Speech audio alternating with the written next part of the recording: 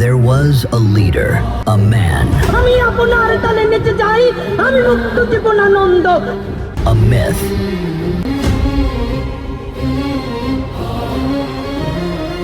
যিনি রাজনীতি করেন, যিনি লড়াই করেন, যিনি বিপ্লবী, যিনি সংগ্রামী, তার মৃত্যুটা হবে একটা সংগ্রামের মধ্য দিয়ে, একটা রাজপথে, একটা গ্লোরির মৃত্যু।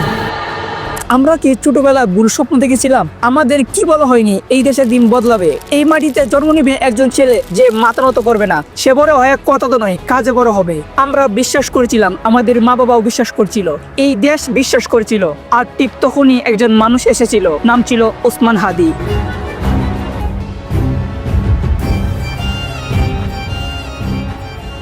ওসমান হাদি অন্যান্য মানুষের মতো ছিলেন না। তিনি ছিলেন একজন সৎ মানুষ, অন্যায়ের বিরুদ্ধে রুখে দাঁড়ানোর মতন একজন মানুষ। তিনি ছিলেন একজন সাহসী যোদ্ধা, যিনি অন্যায়ের সামনে চুপ থাকতে পারেননি। তিনি প্রশ্ন করেছিলেন, কেন এই দেশে সত্য বললে বিপদ, কেন দেশপ্রেম মানে অপরাধ, কেন সাধারণ মানুষ অধিকার চাওয়া রাষ্ট্রদ্রোহ। আর এই প্রশ্নগুলো তার অপরাধ হয়ে গেল। আপনি ইন্ডিয়ান নাগরিক হিসেবে যখন ম্যাপের উপরে দাঁড়াই থাকবেন, আপনি চিন্তা করতে পারবেন যে বাংলাদেশ নামক রাষ্ট্রটা আমার জন্য কি পরিমাণ যদি কেউ মারতে চায়, ফেলাইতে চায়, ঘোষণা দিয়ে যাবেন ইনশাআল্লাহ। ওসমান হাদি বলেছিল সেই কথাগুলো যেগুলো বলতে ভয় পায় বর্তমান শিক্ষিত সমাজ। তিনি বলেছিলেন, এই দেশের সিদ্ধান্ত অনেক সময় দেশের ভিতরে হয় না, সীমান্তের উপর থেকেও অনেক সুতো টানো হয়। আর দেশের ভিতরে আছে কি কিছু পাচাটা কুত্তা, যারা নিজের স্বার্থে দেশটি বিক্রি করে দেয়, এই দেশের সাথে বেইমানি করে, এই মাটির সাথে বেইমানি করে, এই সাধারণ মানুষের সাথে বেইমানি করে। আর এগুলো কথা বলার পরে শুরু হয় টার্গেট।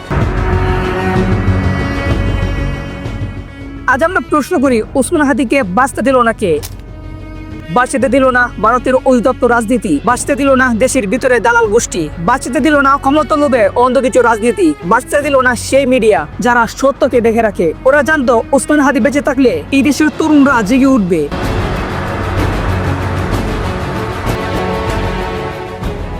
এটা কোনো দুর্ঘটনা ছিল না, এটা কোনো হঠাৎ ঘটনা ছিল না, এটা ছিল পরিকল্পিত হত্যা।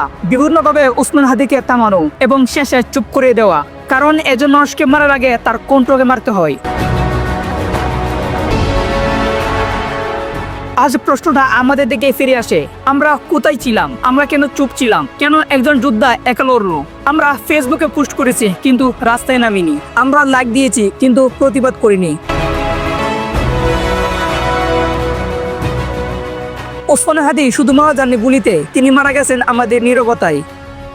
ভুল করবেন না, ওসমান হাদি মারা যাননি, তিনি বেঁচে আছেন প্রতিটি প্রতিবাদে কণ্ঠে, প্রতিটি সত্য বলার সাহসে, প্রতিটা তরুণের চোখে আগুন হয়ে। একজন ওসমান হাদিকে মেরে হাজার ওসমান হাদি তৈরি করা যায় না।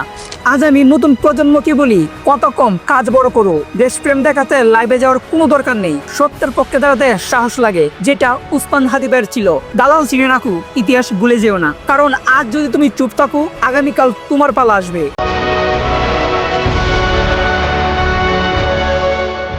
আমরা ছোটবেলা ভুল স্বপ্ন দেখিনি, স্বপ্নটা এখনো ঠিক আছে, শুধু ভুল হয়েছে বাস্তবায়নে। ওসমান হাদি আমাদের আয়না, আমাদের আইডল। তিনি এখনো প্রশ্ন করেন, তোমরা কি এখনো ঘুমিয়ে আছো? কত মানুষ শহীদ হলে, কত পরিমাণ রক্ত দেখলে তুমি জ্বলে উঠবে? তুমি ওসমান হাদি ভাইয়ের মতন জেগে উঠবে? তুমি অন্যায়ের বিরুদ্ধে কথা বলতে শুরু করবে? আর কত লাশ দেখে তুমি অন্যায়ের বিরুদ্ধে জেগে উঠবে?